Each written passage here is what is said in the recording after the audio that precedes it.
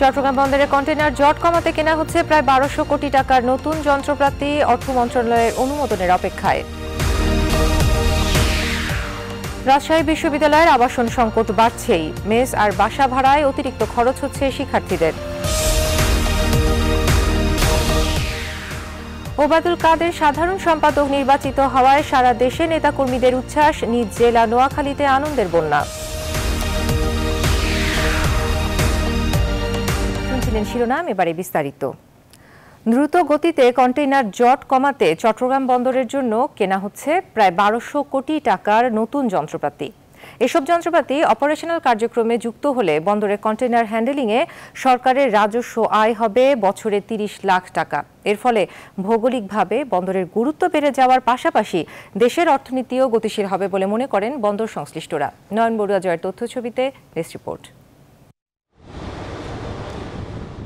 অর্থ মন্ত্রণালয়ের অনুমোদন পেলেই নতুন যন্ত্রপাতি যুক্ত হবে চট্টগ্রাম বন্দরে, আর এতে কন্টেইনার জট কমার পাশাপাশি গতিশীলতা বাড়বে আরও কয়েক গুণ, এমনটাই জানালেন কর্তৃপক্ষ। অর্থ মন্ত্রণালয়ের একটি অনুমোদনের প্রক্রিয়া আছে এবং সেটি ঘটে গেলেই আমরা এই যে ৫২টির মতো আমাদের ইকুইপমেন্ট সেটি কেনার জন্য টেন্ডার প্রক্রিয়ার মধ্যে দিয়ে চলে যাব এবং সেটি প্রস্তুত করা আছে। আর নতুন যন্ত্রপাতি বন্দরে দ্রুত যুক্ত করার দাবি ব্যবসায়ীদের। সরকারের সংশ্লিষ্ট মন্ত্রণালয়কে অনুরোধ করব যে অতি সত্বর ইকুইপমেন্টের যদি ব্যবস্থা করা না যায়, আমরা যে 2021 যে $50 বিলিয়ন যে ভিশন, ওইটা বাস্তবায়ন করা দূর হয়ে যাবে। ব্যস্ততার দিক থেকে এবছর বিশ্বের ১০০টি বন্দরের মধ্যে এই বন্দরের স্থান ৭৬তম। এভাবে উন্নয়ন কার্যক্রম চালু থাকলে বিশ্বের গুরুত্বপূর্ণ ৫০টি বন্দরের একটিতে পরিণত হবে চট্টগ্রাম বন্দর, এমনটাই প্রত্যাশা সংশ্লিষ্টদের। Desk report, news 24। চট্টগ্রামের অসহনীয় যানজট কমাতে বঙ্গোপসাগরের তীর ঘেঁষে ১,৭০০ কোটি টাকা ব্যয়ে নির্মাণ করা হচ্ছে আউটার রিং রোড। অধিগ্রহণ করা হয়েছে ৪৬ একর জমি, এখন চলছে মাটি ভরাটের কাজ।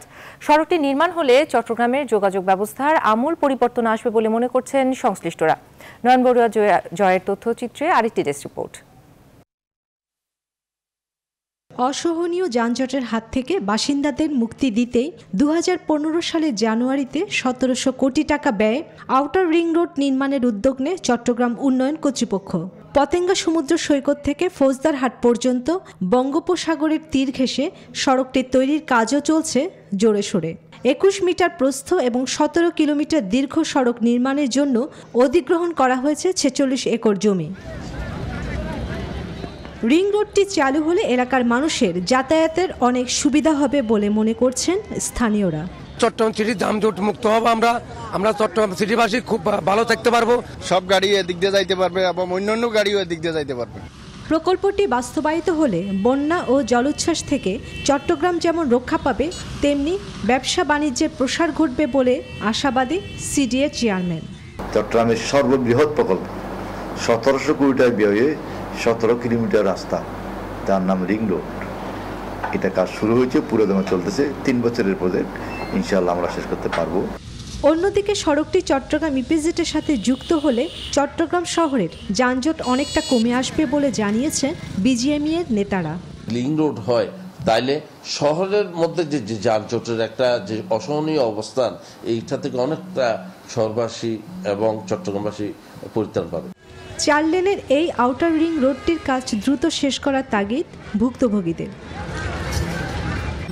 Desk report, news 24। সবুজের সমারোহ। বিশালাকার ক্যাম্পাসে আছে মন মাতানো সুন্দর স্থাপত্য শিল্প। মতিহারের সবুজ চত্বরে এগুলোর একসাথে দেখা মিলবে। প্রতি বছর নবীন স্বপ্নচারীদের পদভারে মুখরিত হয়েছে রাজশাহী বিশ্ববিদ্যালয় ক্যাম্পাস, কিন্তু দেশের দূর দূরান্ত থেকে আসা এসব শিক্ষার্থীদের পড়তে হচ্ছে নানা সমস্যায়। এর মধ্যে সবচেয়ে বড় সমস্যা আবাসনের। শিক্ষার্থীদের এসব সমস্যা নিয়ে কাজী সাহেদের ৪ পর্বের ধারাবাহিকের আজ প্রথম পর্ব। রাজশাহী বিশ্ববিদ্যালয় কর্তৃপক্ষ শিক্ষার্থীদের জন্য নিশ্চিত করতে পারেনি প্রয়োজনীয় আবাসন ব্যবস্থা। ফলে এখনও প্রায় ৭৫% শিক্ষার্থীকে থাকতে হচ্ছে নিজস্ব ব্যবস্থাপনায় ক্যাম্পাসের বাইরে, যা তাদের শিক্ষা ও ব্যক্তি জীবনের নিরাপত্তার জন্য অনেকটা হুমকি। ক্যাম্পাসের মধ্যে থাকা আর বাইরে থাকা, বাইরে একটু আমরা ইনসিকিউর ফিল করি। আমরা বাজারে থাকি, বাজার থেকে আসতে যাতায়াত করতেও সমস্যা হয়, আবার অটো ভাড়া টাড়া, আমরা তো প্রত্যেকেই প্রায় মধ্যবিত্ত ফ্যামিলি। বর্তমানে এই ক্যাম্পাসে শিক্ষার্থীর সংখ্যা প্রায় ৩৩,০০০। শিক্ষার্থীর মধ্যে ২২,০০০ ছাত্রের জন্য ১১টি ও ১১,০০০ ছাত্রীর জন্য আছে 7টি হল, যা প্রয়োজনের তুলনায় খুবই কম। তাই হলগুলোতে শিক্ষার্থীদের আবাসন ব্যবস্থা না হওয়ায় ৭৫% শিক্ষার্থী অনাবাসিক। মেসের বড় আপুরা আছে যারা সেকেন্ড ইয়ারে, তারা এখনো সিট পায় নাই। অবশ্যই যথেষ্ট না, কারণ আমি থার্ড ইয়ারে উঠে গেছি, এখনো বাইরে থাকছি। এখন অ্যালাউ করলে আমাকে বলছে গণরুমে থাকতে হবে। শিক্ষার্থীদের আবাসিক হল সংকটের কথা স্বীকার করেছেন রাজশাহী বিশ্ববিদ্যালয়ের উপাচার্য প্রফেসর মোহাম্মদ মিজান উদ্দিন। 2টি হল নির্মাণের আলোচনা চূড়ান্ত পর্যায়ে আছে বলেও জানান তিনি। চূড়ান্ত পর্যায়ে আছে, আমরা হয়তো কিছুদিনের মধ্যেই সরকারের উচ্চ পর্যায়ের একটা মিটিংয়ের অপেক্ষায় আমরা আছি। সেটা হলেই আমরা জানতে পারবো এবং কাজ শুরু করতে হবে। দ্রুত নতুন হল নির্মাণ করে শিক্ষার্থীদের আবাসনের ব্যবস্থা নেবে বিশ্ববিদ্যালয় প্রশাসন, এমনটাই প্রত্যাশা সাধারণ শিক্ষার্থীদের। কাজী শাহেদ, নিউজ 24, রাজশাহী। রাজশাহী বিশ্ববিদ্যালয়ের 2016-2017 শিক্ষাবর্ষের সম্মান প্রথম বর্ষের ভর্তি পরীক্ষা শুরু হয়েছে। পরীক্ষা চলবে 26 অক্টোবর পর্যন্ত। সোমবার বি ও ডি ইউনিটের ভর্তি পরীক্ষা অনুষ্ঠিত হয়। এবছর বি ইউনিটে 200 সিটের বিপরীতে 17,972, ডি ইউনিটে 520 সিটের বিপরীতে 17,528 জন পরীক্ষার্থী অংশ নিয়েছে। পরীক্ষা সুষ্ঠুভাবে সম্পন্ন করতে ক্যাম্পাসে মোতায়েন করা হয়েছে বিপুল সংখ্যক আইন শৃঙ্খলা রক্ষাকারী বাহিনীর সদস্য। রাজশাহী মহানগরে একটা বিশাল উৎসবের মতো, এবং সেই উৎসব রাজশাহী বিশ্ববিদ্যালয় ক্যাম্পাসকে ঘিরে যে ধরনের নিরাপত্তা চাদর নিরাপত্তারক্ষী বাহিনী সর্বতোভাবে গ্রহণ করেছে, তাতে আমরা নিশ্চিত যে শান্তিপূর্ণভাবে এবং সুষ্ঠুভাবে ভর্তি পরীক্ষা আমরা। ওবায়দুল কাদের আওয়ামী লীগের সাধারণ সম্পাদক নির্বাচিত হওয়ায় আনন্দের জোয়ারে ভাসছে তার নিজ জেলা নোয়াখালীবাসী। দীর্ঘদিন পর জেলার কোনো নেতা ঐতিহ্যবাহী এই দলের গুরুত্বপূর্ণ পদ পাওয়ায় উচ্ছ্বসিত তারা। রোববার কমিটি ঘোষণার পর থেকেই চলে মিষ্টি বিতরণ, সাথে আনন্দ মিছিল। আকবর হোসেনের তথ্যচিত্রে ডেস্ক রিপোর্ট। বিদেশ সাধারণ সম্পাদক সৈয়দ আশরাফুল ইসলামের প্রস্তাবের মধ্য দিয়ে তার স্থলে নাম ঘোষণা করা হয় ওবায়দুল কাদেরের। রাজধানীর ইঞ্জিনিয়ার্স ইনস্টিটিউশনে রবিবার বিকেলে দেয়া এই ঘোষণা শোনার সাথে সাথে আনন্দে ভাসে নোয়াখালীবাসী।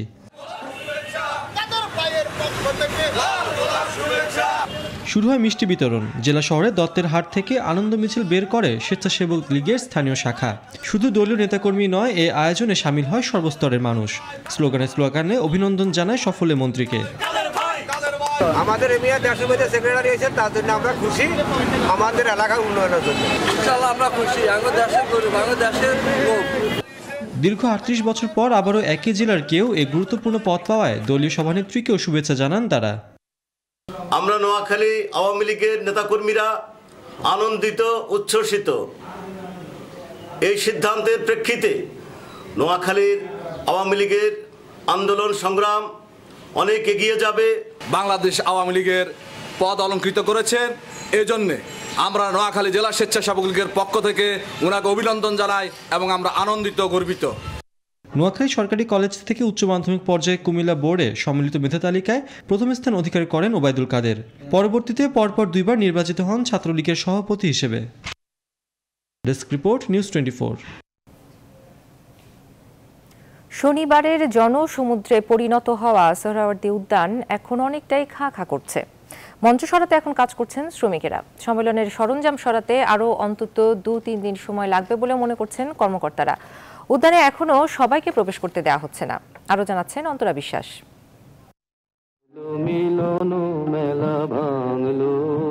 ছেঁড়া ছাউনির ফাঁক দিয়ে উকি দিচ্ছে নীল আকাশ। বেলুনগুলোও চুপসে গেছে। বিশাল সম্মেলনের বিরাট নৌকায় বাজছে ভাঙনের সুর। হাতুড়ি পেরেকের শব্দ মনে করিয়ে দিচ্ছে আওয়ামী লীগের 20তম সম্মেলন শেষ। প্যান্ডেল সরাতে কাজ করছেন অন্তত 30 জন, আবার স্টেজ সরাচ্ছে আরেক দল। এরই মধ্যে ভেতরের ফ্যানগুলো সরানো হয়েছে। চেয়ার, সোফা, কার্পেট আর আলগা কাপড়গুলোও তুলে ফেলা হয়। সোমবার সকাল থেকে সরানো শুরু হয় সিসি ক্যামেরাগুলোও। আমাদের যতগুলো ডিএমপি থেকে ক্যামেরা দেওয়া হয়েছিল সিসি ক্যামেরা সেগুলো আমরা আজকেই সব খুলে আমরা ডিএমপির কাছে হস্তান্তর করে দেব। প্যান্ডেল খুলতাছি, এটা খুলতে 3-4 দিন সময় লাগবে। এই যে ট্রাকচার সরানোর জন্য আছে, এটা আজকের মধ্যেই শেষ হয়ে যাবে। আমাদের লক্ষ লক্ষ লোকের সমাবেশ হয়েছে এখানে। এই ময়লা পরিষ্কার করতে কমপক্ষে 15 দিন লাগবে। সাময়িকভাবে নেয়া বৈদ্যুতিক তারগুলো মাটির নিচ থেকে তুলে গুছিয়ে ফেলেন কর্মীরা। পানি থেকেও ময়লা পরিষ্কার করা শুরু হয়। ব্যানার ফেস্টুনে ছেয়ে যাওয়া মাঠের চেহারা আর নেই। তবে সাধারণ মানুষের জন্য এখনো উন্মুক্ত নয় সোহরাওয়ার্দী উদ্যান। নিরাপত্তা রক্ষীরা জানান, সব জিনিসপত্র না সরানো পর্যন্ত তারা মাঠে থাকবেন। হাজার হাজার লক্ষ লক্ষ টাকার মালামাল আছে এখানে, ইলেকট্রনিক যন্ত্রপাতি আছে, প্রায় 100 পুলিশ এই উদ্যানে মোতায়েন আছে এখনো। সবকিছু পরিষ্কার করার পর আবার সাধারণের জন্য উন্মুক্ত করা হবে উদ্যান।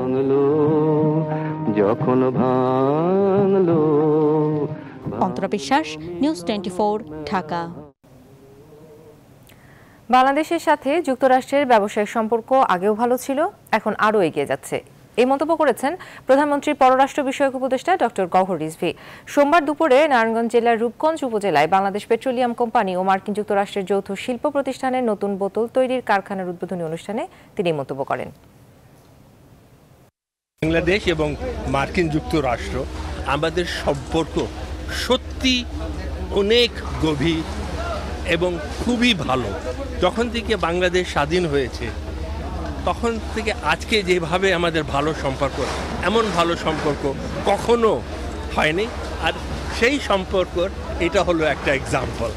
আমরা এখানে হচ্ছে জয়েন্ট ভেঞ্চার, আরও বেশ কয়টা হয়েছে এবং আরও প্রচুর হবে।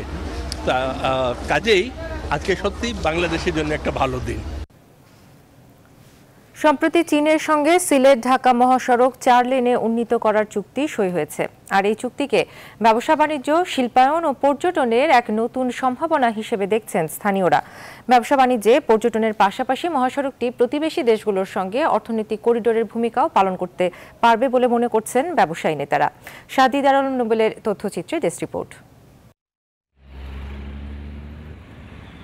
কাঁচপুর থেকে সিলেট পর্যন্ত 226 কিলোমিটার 4 লেনের মহাসড়ক প্রকল্পের শীঘ্রই কাজ শুরু হওয়ার কথা রয়েছে। প্রায় 17,000 কোটি টাকা ব্যয়ে এই প্রকল্পের মেয়াদ ধরা হয়েছে 2018 সাল পর্যন্ত। এই প্রকল্পটি বাস্তবায়িত হলে ঢাকার সাথে সিলেটের যাতায়াতের সময় কমে আসবে, আর এতে বিকাশ ঘটবে পর্যটন শিল্পের, এমন প্রত্যাশা সংশ্লিষ্টদের। সিলেট ঢাকা 4 লেন হলে জার্নির সময় কমবে, যার কারণে পর্যটকরা সিলেটে আসতে উৎসাহী হবে এবং পর্যটক বাড়লে সিলেটের পর্যটনের বিকাশ ঘটবে। জাফলংয়ের হাইওয়েটাও একটু, এবং বুলাগঞ্জের যেটা অলরেডি হাইওয়ে মানে বিশ্রাঙ্গান্তি বুলাগঞ্জের রাস্তা যেটা কাজ টেন্ডার হয়ে গেছে আমরা জানি, এটা হয়ে গেলে এখানে সিলেটের পর্যটন শিল্প আরও ব্যাপক বিস্তার করবে বলে আমি বিশ্বাস করি। মহাসড়কটি 4 লেনে পরিণত হলে সম্ভাবনা নানা ক্ষেত্র তৈরি হবে বলে মন্তব্য ব্যবসায়ী নেতার। এই 4 লেনটাকে আমরা সাধারণ সড়ক হিসাবে চিন্তা না করে এটাকে একটা ইকোনমিক করিডোর হিসেবে আমরা চিন্তা করতে পারি। আমাদের ভারত এবং অন্যান্য অঙ্গরাজ্যের সাথে যে করিডোর চিন্তা করতেছি আমরা, এটাকে একটা ইকোনমিক করিডোর হিসাবে আমরাও চিন্তা করছি, আমরা সরকারের কাছে প্রপোজ দিচ্ছি। এই মহাসড়কের মাধ্যমে সিলেটের অর্থনীতিতে আসবে বড় ধরনের পরিবর্তন। শিল্পায়নে পিছিয়ে পড়া সিলেটে গড়ে উঠবে শিল্প কারখানা, এমন প্রত্যাশা স্থানীয়দের। Desk report, news 24। Shimulia Kawrakandi নৌরুটে নাব্যতা সংকটের ফলে অচল অবস্থার সৃষ্টি হয়েছে। দুটো ফেরি ডুবোচরে আটকে পড়ায় সোমবার দিবাগত রাত থেকে এই রুটের রোরো ও ডাম্প ফেরি পারাপার বন্ধ রয়েছে। আর এতে উভয় পাশে কয়েকশো যানবাহন আটকে পড়েছে। এতে দুর্ভোগে পড়েছেন যাত্রীরা। বিআরডব্লিউটিসি সূত্রে জানা যায়, নাব্যতা সংকট এতটাই প্রকট রূপ নিচ্ছে যে প্রতিটি ফেরি ধারণ ক্ষমতার কম যানবাহন নিয়ে চলতেও হিমশিম খাচ্ছে। মাঝনদী বরাবর অসংখ্য ডুবোচর পড়ায় ফেরি, লঞ্চ সহ নৌযানগুলো 2 থেকে 2.5 কিলোমিটার ভাটিতে গিয়ে পার হচ্ছে। বিশেষ করে এই রুটে লৌহজং টার্নিং ও পদ্মা সেতুর চায়না ড্রেজিং পয়েন্টে এই পরিস্থিতি ভয়াবহ। 6টি ছোট আকারের কে-টাইপ ফেরি সচল থাকলেও সেগুলো সাবধানে চলাচল করছে। সারা বাংলার খবরে নিচ্ছে একটি বিরতি, ফিরছে একটু পর, সঙ্গেই থাকুন।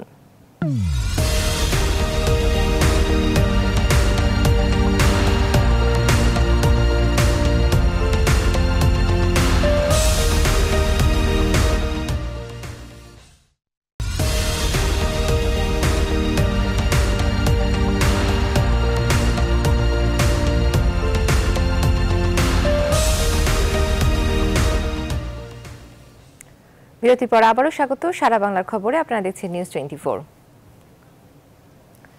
সারা দেশে সড়ক দুর্ঘটনায় আজও প্রাণ হারালো 6 জন।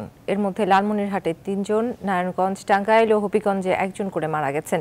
এতে আহত হয়েছেন কমপক্ষে 15 জন। পুলিশ ও প্রত্যক্ষদর্শীরা জানায়, সোমবার সকালে মির্জারকোট এলাকায় লালমনিরহাট থেকে ছেড়ে আসা বুড়িমারিগামী একটি ট্রাক নিয়ন্ত্রণ হারিয়ে 3 পথচারীকে চাপা দেয়। এতে ঘটনাস্থলে 2 জন ও পরে রংপুর হাসপাতালে নেওয়ার পর মারা যায় আরও 1 জন। এদিকে নারায়ণগঞ্জের কাঁচপুরে বাস চাপায় 1 নারী শ্রমিক নিহত হয়েছেন। এর প্রতিবাদে 2 ঘণ্টা ঢাকা চট্টগ্রাম মহাসড়ক অবরুদ্ধ করে বিক্ষুব্ধ শ্রমিকরা। পরে পুলিশ এসে পরিস্থিতি নিয়ন্ত্রণে আনে। এছাড়া টাঙ্গাইলের মির্জাপুরে পিকআপের চাপায় পথচারী ও হবিগঞ্জের বাহুবলে বাসের ধাক্কায় 1 অটোরিকশা যাত্রী নিহত হয়েছেন।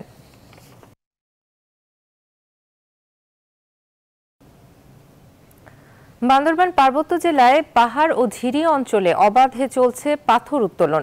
স্থানীয়দের অভিযোগ, প্রশাসনের সহযোগিতায় ও লোক দেখানো অনুমতিপত্র সংগ্রহ করেই একটি প্রভাবশালী চক্র ঝিরি ঝর্ণা ধ্বংস করে অবৈধভাবে পাথর উত্তোলন করছে। এতে পরিবেশ বিপর্যয়ের আশঙ্কা করছেন স্থানীয়রা।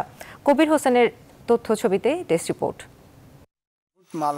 ছোটখাটো পাথরগুলো তুলে ভাঙতেছি করি এই ঝিরিতে আজকে প্রায় 10-12 দিন কাজ করতেছি। ঝিরি ঝর্ণাগুলো শুকিয়ে যাচ্ছে। স্থানীয়দের অভিযোগ, এ কারণে পাহাড়ে তীব্র পানির সংকট সহ নানা প্রাকৃতিক বিপর্যয় দেখা দিচ্ছে। পাহাড় কেটে ঝিরি ভরাট করে গাড়ি চলাচলের রাস্তা করা হচ্ছে, শুকিয়ে যাচ্ছে ঝিরির পানি। আগামীতে বড় আকারে ধারণ করবে এই পানি সংকটটা। অবৈধভাবে পাথর উত্তোলনের বিষয়টি স্বীকার করেন পাথর উত্তোলন কমিটির সদস্য। যে জায়গায় পারমিট ইস্যু করা হয় সেই জায়গায় পাথর না তুলে কোনখান থেকে কোন এলাকা থেকে কত পরিমাণ তোলা হচ্ছে সেটা কর্তৃপক্ষের কাছে কোনো হিসাব থাকে না। পাহাড় ধস সহ নানা প্রাকৃতিক বিপর্যয় ও পানি সংকট রোধে পাহাড় কেটে পাথর উত্তোলন বন্ধ করার দাবি স্থানীয়দের। Desk report, news 24। টাঙ্গাইলের কালীহাতীতে সহপাঠীর ধারালো অস্ত্রের আঘাতে আলামিন নামে 1 কলেজ ছাত্র খুন হয়েছেন। সোমবার দুপুরে কালীহাতী উপজেলার আউলিয়াবাদের আলাউদ্দিন সিদ্দিকী ডিগ্রি কলেজে এই ঘটনা ঘটে।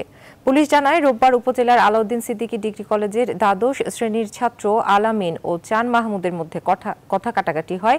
এক পর্যায়ে আলামিন তার বন্ধুদের নিয়ে চান মাহমুদের মোটরসাইকেল ভাঙচুর করে। এরই জের ধরে সোমবার সকালে চান মাহমুদ ধারালো অস্ত্র দিয়ে কলেজ ক্যাম্পাসেই আলামিনকে কুপিয়ে গুরুতর আহত করে। পরে তাকে কালীহাতী উপজেলা স্বাস্থ্য কমপ্লেক্সে নেওয়া হলে সেখানে তার মৃত্যু হয়। এই ঘটনায় পুলিশ ঘাতক চান মাহমুদকে গ্রেফতার করেছে।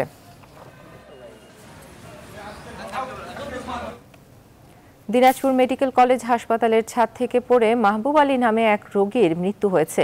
নিহত মাহবুব আলী জেলা সদরের খালপাড়া এলাকার মোহাম্মদ আলীর ছেলে। নিহতের পরিবার ও হাসপাতাল সূত্রে জানা যায়, গত 15 অক্টোবর আলসারজনিত কারণে সে এই হাসপাতালে ভর্তি হয়। এর আগে সে মাদকাসক্তের মামলায় জেল হাজতেও ছিল। সেখান থেকে মুক্তি পাওয়ার পরই তাকে হাসপাতালে ভর্তি করা হয়। পরিবারের ধারণা, চিকিৎসাধীন থাকা অবস্থায় সোমবার দিবাগত রাত 2:30টার দিকে হাসপাতালের ছাদ থেকে লাফিয়ে পড়ে সে আত্মহত্যা করে। পরিবারের আবেদনের প্রেক্ষিতে কোনো প্রকার ময়নাতদন্ত ছাড়াই নিহতের মরদেহ হস্তান্তর করা হয়েছে। ঝালকাঠির রাজাপুর উপজেলায় গৃহবধূ আম্বিয়া বেগম হত্যা মামলায় 5 জনের যাবজ্জীবন কারাদণ্ড দিয়েছে আদালত। এছাড়া প্রত্যেককে 10,000 টাকা জরিমানা, অনাদায়ে আরও 6 মাসের সশ্রম কারাদণ্ড দেওয়া হয়েছে। ঝালকাঠির অতিরিক্ত জেলা ও দায়রা জজ আদালতের বিচারক মোহাম্মদ বজরুল রহমান এই আদেশ দেন। মামলার বিবরণীতে জানা যায়, 2002 সালের 16 জানুয়ারি আসামিরা আম্বিয়া বেগমকে নৃশংসভাবে কুপিয়ে হত্যা করে।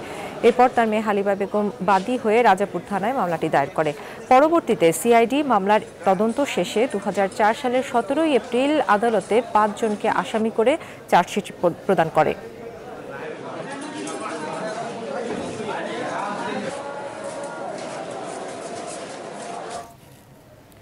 নিষেধাজ্ঞা অমান্য করে মা ইলিশ ধরায় ঝালকাঠিতে 2 জেলেকে 1 বছর করে কারাদণ্ড দিয়েছে ভ্রাম্যমাণ আদালত। জব্দ করা হয়েছে 4000 মিটার জাল।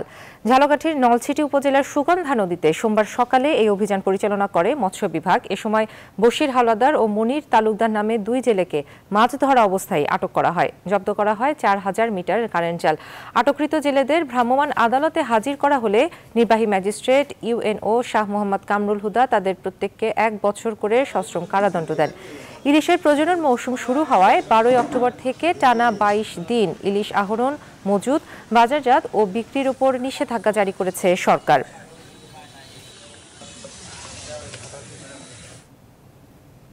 প্রজনন স্বাস্থ্য সেবা সম্পর্কে জানছে বরগুনার কিশোর কিশোরীরা। এতে কমছে কুসংস্কার।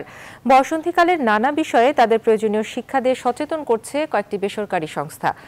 বাড়ছে বাল্যবিবাহ, যৌতুকের মতন সামাজিক অপরাধের বিরুদ্ধে সচেতনতাও বাড়ছে।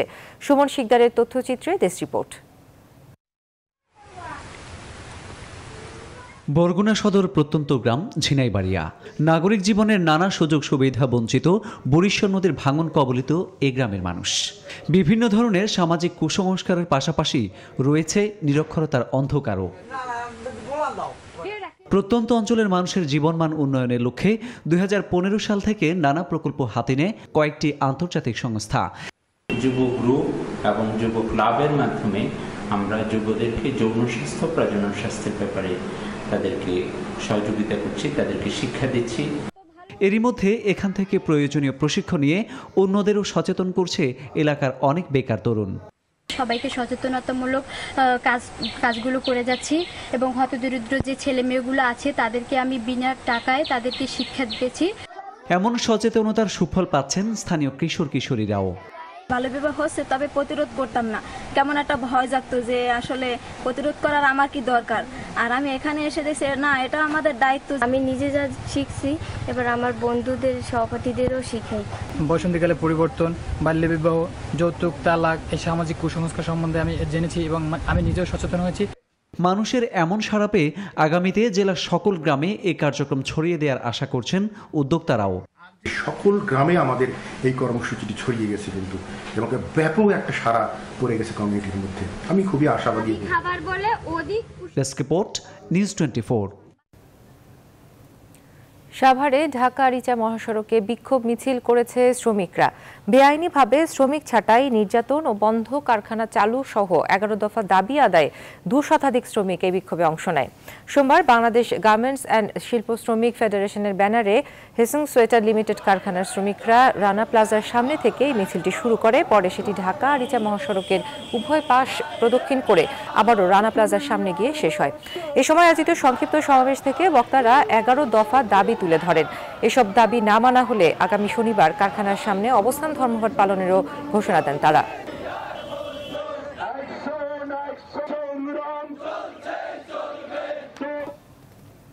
কুড়িগ্রামের উলিপুর উপজেলার গুনাইগাছ ইউনিয়নের সাবেক চেয়ারম্যান ও ইউনিয়ন আওয়ামী লীগের সভাপতি মোখলেসুর রহমানকে গম আত্মসাতের মামলায় গ্রেফতার করা হয়েছে। উলিপুর থানা পুলিশ রোববার রাতে তাকে গ্রেফতার করে। সোমবার সকালে তাকে কোর্টে পাঠানো হয়েছে। 1994 সালে তার বিরুদ্ধে কুড়িগ্রাম স্পেশাল ট্রাইব্যুনাল আদালতে এই মামলাটি করে দুদক। উলিপুর থানার officer in charge SK Abdullah Al Saeed জানান, চেয়ারম্যান থাকা অবস্থায় 1994 সালে দুস্থ মহিলাদের জন্য বরাদ্দকৃত ভিজিটি কার্ডের 12 মেট্রিক টন গম আত্মসাৎ করেন তিনি।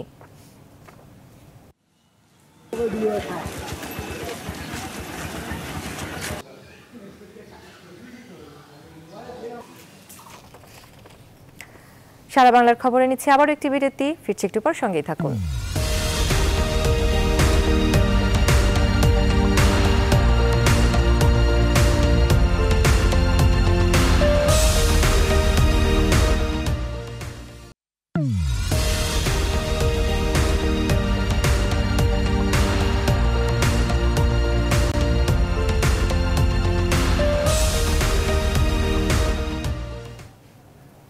বিরতির পর আবারও স্বাগত। সারা বাংলার খবরে আপনারা দেখছেন নিউজ 24। নতুন আইনে ব্যাংকে না গিয়ে অনলাইনে মূসক পরিশোধের ব্যবস্থা করদাতাদের ভোগান্তি অনেকটাই কমাবে বলে বলছেন চট্টগ্রাম সিটি মেয়র আজম নাসির উদ্দিন।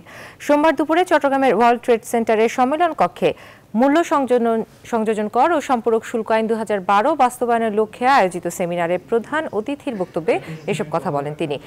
সেমিনারে আমন্ত্রিত সকল ব্যবসায়ীদের নতুন এই আইন সম্পর্কে ধারণা দেওয়ার লক্ষ্যে প্রশ্নোত্তর পর্বেরও আয়োজন করা হয়।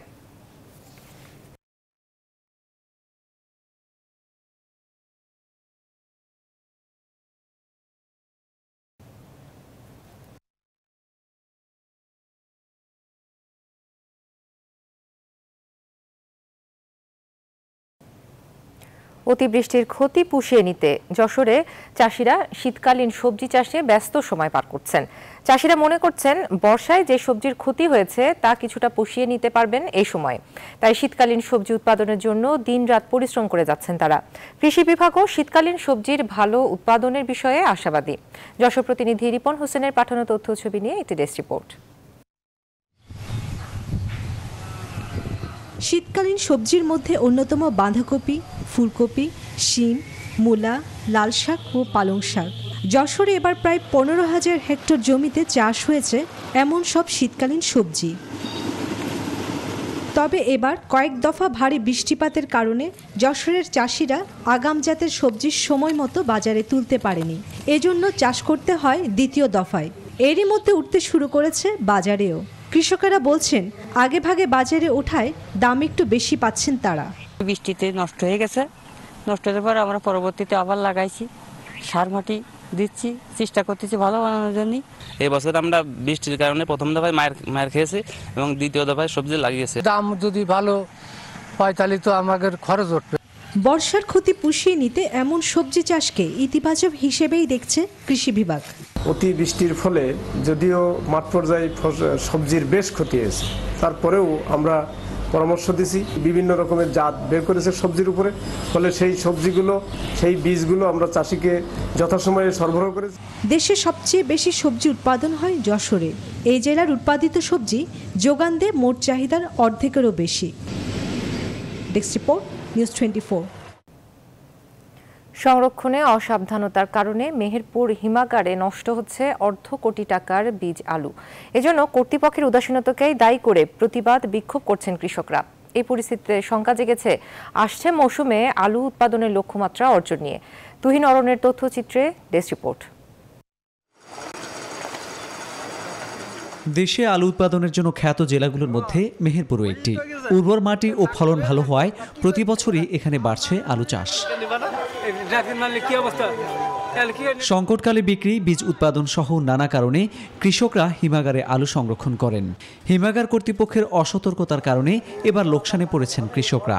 এখানে আলু রাখছিলাম বীজ করার জন্য, এখন মৌসুমে আসছে এটা লাগানোর জন্য, অথচ আমরা এসে দেখছি এই আলুতে ঠিক মতো পরিচর্যা হয়নি, যার জন্য এই আলু এখন আমাদের নিয়ে যাওয়ার বৃথা। আলু কোলেস্টারে রেখেছি বীজ করার নাকি, আমি এসে দেখছি আলু সম্পূর্ণ গাছ বেড়ে গেছে, এতে বীজ হবে না। চাষ যা করেছে ভই সম্পূর্ণ আমি এড়ে দিতে হলো, আর আমি কি করতে পারি। বস্তা প্রতি আমাদের থুইতে 320 টাকা করে লাগিয়েছি, কিন্তু এই টাকা ক্ষতিপূরণ কে দেবে আমাদের? জেলা কৃষি বিভাগ সবসময় ভালো মানের চারা রোপণের পরামর্শ দিয়ে আসছিল কৃষকদের। এমন পরিস্থিতিতে আগামী মৌসুমে আলু উৎপাদনের লক্ষ্যমাত্রা অর্জন ব্যাহত হওয়ার আশঙ্কা করছে প্রতিষ্ঠানটি। বীজ আলু সংরক্ষিত অবস্থায় চারা দিয়ে গেছে। এখন প্রশ্ন হলো যে এই চারাগাছ যেন আলু চাষাবাদ করা যাবে কিনা। বেসরকারি এই সংরক্ষণাগারে প্রায় 5,000 টন আলু ছিল, যার অধিকাংশই অঙ্কুর জন্মে নষ্ট হয়ে গেছে। Desk report, news 24। প্রধানমন্ত্রী শেখ হাসিনা সম্পর্কে কটূক্তি করার অভিযোগে পল্লী সঞ্চয় ব্যাংকের চেয়ারম্যান মিহির কান্তি মজুমদারের বিরুদ্ধে মাগুরার জুডিশিয়াল ম্যাজিস্ট্রেট আদালতে মামলা দায়ের করা হয়েছে। সোমবার এই মামলাটি দায়ের করেন মাগুরা অক্সফোর্ড পলিটেকনিকের অধ্যক্ষ, বঙ্গবন্ধু স্মৃতি সংসদ ও বঙ্গবন্ধু স্মৃতি পাঠাগারের জেলা শাখার সভাপতি ডক্টর মোহাম্মদ মকবুল হোসেন জীবন। আদালত মামলাটি আমলে নিয়ে সদর থানার ভারপ্রাপ্ত কর্মকর্তাকে তদন্ত করে ব্যবস্থা গ্রহণের নির্দেশ দিয়েছেন।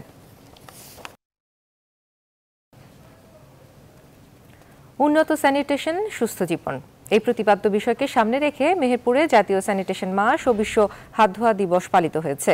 এ উপলক্ষে সোমবার জেলা প্রশাসনের উদ্যোগে শহীদ শামসুজ্জোহা পার্ক থেকে একটি বর্ণাঢ্য র্যালি বের হয়। পরে জেলা প্রশাসকের কার্যালয়ের সামনে র্যালিতে অংশ নেওয়া শিক্ষার্থীদের হাত ধোয়ার বিভিন্ন কৌশল দেখানো হয়।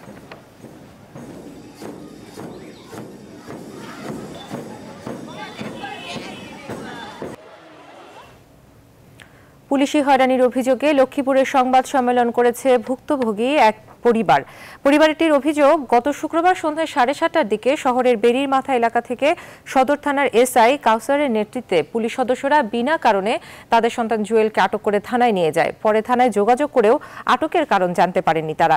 পরিবারের সাথেও জুয়েলকে দেখা করতে দেওয়া হয়নি। এমনকি আটকের 4 দিন পরও আদালতে হাজির না করে থানায় আটকে রাখা হয়েছে তাকে। এই অবস্থায় জুয়েলকে ফিরিয়ে দিতে পুলিশের ঊর্ধ্বতন কর্তৃপক্ষের কাছে দাবি জানান তারা। এদিকে সদর থানার ভারপ্রাপ্ত কর্মকর্তা আব্দুল্লাহ আল মামুন জানিয়েছেন, জুয়েলের বিরুদ্ধে মামলা থাকায় তাকে গ্রেফতার করা হয়েছে। একই সাথে জুয়েল মোটরসাইকেল চোর সিন্ডিকেটের হোতা বলেও দাবি করেন তিনি। মেহেরপুরে অনুষ্ঠিত হয়ে গেল হাডুডু প্রতিযোগিতা। এখন প্রায় হারিয়ে যেতে বসেছে একসময় গ্রাম বাংলার অতি জনপ্রিয় এই খেলাটি। তাই ঐতিহ্যবাহী এই খেলাকে ধরে রাখতে প্রতিবারের মতো এবারও মেহেরপুরের গারাডোব গ্রামে 2 দিনব্যাপী হাডুডু প্রতিযোগিতার আয়োজন করা হয়। মেহেরপুর থেকে তুহিন অরণ্যের পাঠানো তথ্যচিত্রে ডেস্ক রিপোর্ট। 1972 সালে হাডুডু জাতীয় খেলায় সমাদৃত হলেও গ্রাম বাংলার জনপ্রিয় এই খেলাটির এখন তেমন দেখা মেলে না। দিন দিন হারিয়ে যাওয়ায় কমেছে এর খেলোয়াড়ের সংখ্যাও। তাই এই খেলাকে ধরে রাখতে মেহেরপুরের গারডোবা গ্রামে আয়োজন করা হয় 2 দিনব্যাপী হাডুডু প্রতিযোগিতার। সরকারিভাবে যদি উদ্যোগ নেওয়া হয় তাহলে বিশ্বের দরবারে পরিচিত করা সম্ভব ঐতিহ্যবাহী এই খেলা। মেহেরপুরের গারাডোব গ্রামে হাডুডু প্রতিযোগিতার আয়োজন করায় খুশি অংশগ্রহণকারী ও প্রবীণ খেলোয়াড় সহ উপস্থিত দর্শকরা। আমি নিজে ব্যক্তিগতভাবে আমার ছেলেকে ইনভলভ করেছি, আমার ছেলের বন্ধুকে ইনভলভ করেছি যে এই খেলাটা সুন্দরভাবে যাতে আবার ঘুরে আনতে পারে। তো আমি 25 বছর খেলা করে বেরিয়েছি খালি দীর্ঘদিন, কিন্তু খেলাধুলি করে বেরিয়েছি, কিন্তু এই জিনিসটা আমার ছেলেপিলে আর উৎসাহী নেই। ওই টিভি মানে কোথায় কী করে বেড়াচ্ছি এই খেয়াল। এই খেলাটাকে ভালোবাসি, পছন্দ করি, এখন খুব ভালো লাগছে খেলা, ভালো লাগছে বলে আমি এসেছি। খেলা আমার কাছে খুব ভালো লাগে। কালের পরিবর্তনে অনেক কিছু হারিয়ে গেলেও গ্রাম বাংলায় হাডুডু খেলাটি এখনও ধরে রেখেছে জনপ্রিয়তা। তাই এই খেলাকে ধরে রাখার প্রত্যয় ব্যক্ত করেছেন আয়োজক কমিটির সাধারণ সম্পাদক আবুল কালাম আজাদ। আমরা এই হারানো স্মৃতিকে, হারানো ঐতিহ্যকে আমরা আর হারিয়ে যেতে দেবো না, এ ব্যাপারে আমরা বদ্ধপরিকর। জাতীয় খেলা হাডুডু বাঙালি জাতির প্রাচীন ঐতিহ্য। নতুন প্রজন্মকে এই খেলার প্রতি আকৃষ্ট করতে সবাই এগিয়ে আসবে, এমনটাই প্রত্যাশা গারডোব গ্রামের বাসিন্দাদের। Desk report, news 24।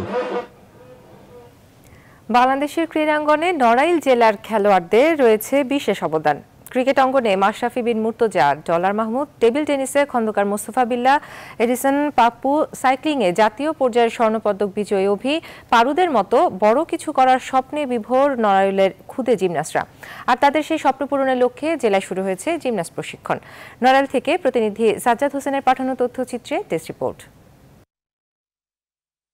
দেশের মাত্র কয়েকটি জেলাতেই নিয়মিত চর্চা হয় বিভিন্ন খেলাধুলার, যার মধ্যে নড়াইল জেলা অন্যতম। এরই ধারাবাহিকতায় নড়াইলে অনূর্ধ্ব 12 বালক বালিকাদের জিমন্যাস্টিক্সের প্রশিক্ষণের আয়োজন করা হয়েছে। কোনো আধুনিক ব্যবস্থা ছাড়া খোলা মাঠে খালি পায়ে জিমন্যাস্টিক্স প্রশিক্ষণে অংশগ্রহণ করতে পেরে আনন্দিত খুদে খেলোয়াড়রা।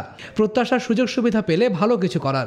আমাদের এই নড়াইলে ভালো জিমন্যাস্টিক কোচ নেই, তাই আমরা ভালো জিমন্যাস্টিক কোচ চাই। তাই আমাদের আশা এখানে নড়াইলে একটি ভালো জিমনেশিয়ান হবে। ক্যাম্পের প্রশিক্ষক জানালেন, ভালো মাঠ, প্রশিক্ষণ, প্রতিযোগিতা ও খেলার সামগ্রী পেলে এখান থেকে ভালো খেলোয়াড় বেরিয়ে আসবে। বাংলাদেশে এশিয়ান গেমসে স্বর্ণপদক নিয়ে এসছে নড়াইলের মেয়েরা, ছেলেরাও। তো এখানে ভালো একটা জিমনেশিয়াম অতি তাড়াতাড়ি হওয়া উচিত। এ অর্থ বছরে নড়াইলে একটি জিমনেশিয়াম তৈরি হবে বলে জানান জেলা ক্রীড়া সংস্থার সাধারণ সম্পাদক। জাতীয় ক্রীড়া পরিষদ এবং আমাদের মন্ত্রণালয় এই অর্থ বছরে নড়াইলে জিমনেশিয়াম নির্মাণের উদ্যোগ গ্রহণ করবে বলে প্রতিশ্রুতি দিয়েছে। আমরা আশাবাদী নড়াইলে জিমনেশিয়াম নির্মিত হবে। 10 দিনব্যাপী প্রশিক্ষণ কর্মসূচিতে জেলার বিভিন্ন স্থানের 20 জন খুদে জিমন্যাস্টিক্স অংশগ্রহণ করেছেন। খেলোয়াড়দের সকল সমস্যা সমাধান করে তাদের বাংলাদেশের ক্রীড়াঙ্গনে আরও বেশি অবদান রাখার সুযোগ করে দেয়া হবে, এমনটাই প্রত্যাশা নড়াইলবাসীর। Desk report, news 24। রাঙ্গামাটির কঠিন চিবর দান উৎসবের খবর দিয়ে শেষ করব সারা বাংলার খবর। রাঙ্গামাটিতে চলছে বৌদ্ধ সম্প্রদায়ের প্রধানতম উৎসব কঠিন চিবর দান উৎসব। জেলার জুরাছড়ি উপজেলার সুবলং শাখা বনবিহারে চলছে মাসব্যাপী এই আয়োজন। প্রয়াত ধর্মীয় গুরু বনভন্তের স্মৃতির উদ্দেশ্যে চিবর উৎসর্গ করে শেষ হবে এই উৎসব। ফাতেমা জান্নাত মুমুর তথ্যচিত্রে ডেস্ক রিপোর্ট। বৌদ্ধ ভিক্ষুদের পরিধেয় বস্ত্রকে বলা হয় চিবর।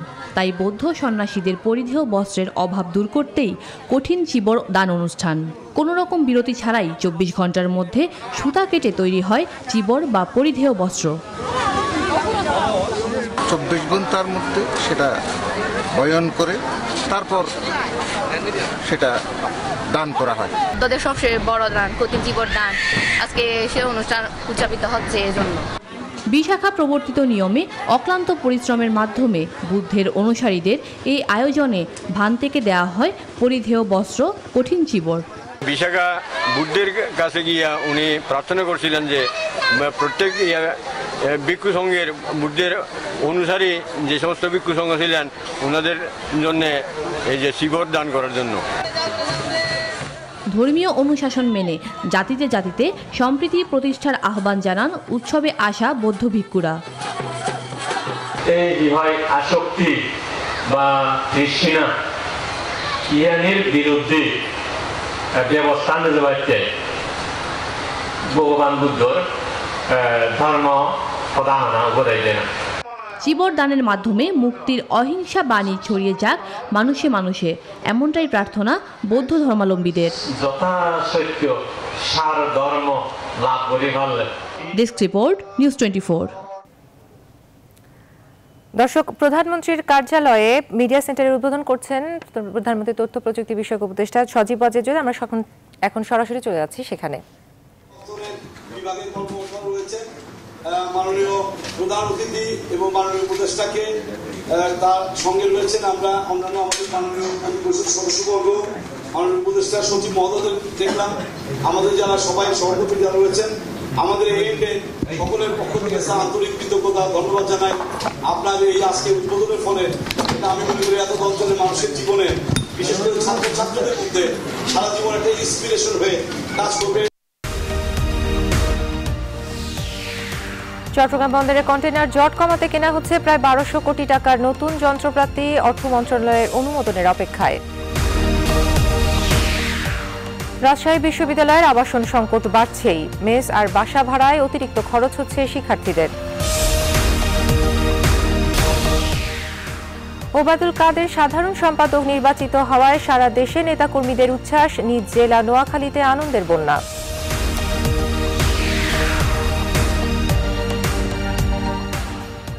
সারা বাংলার খবরের আয়োজন ছিল এ পর্যন্তই। এতক্ষণ সঙ্গে থাকার জন্য ধন্যবাদ সবাইকে। আমাদের পরের আয়োজন দেখার আমন্ত্রণ রইল।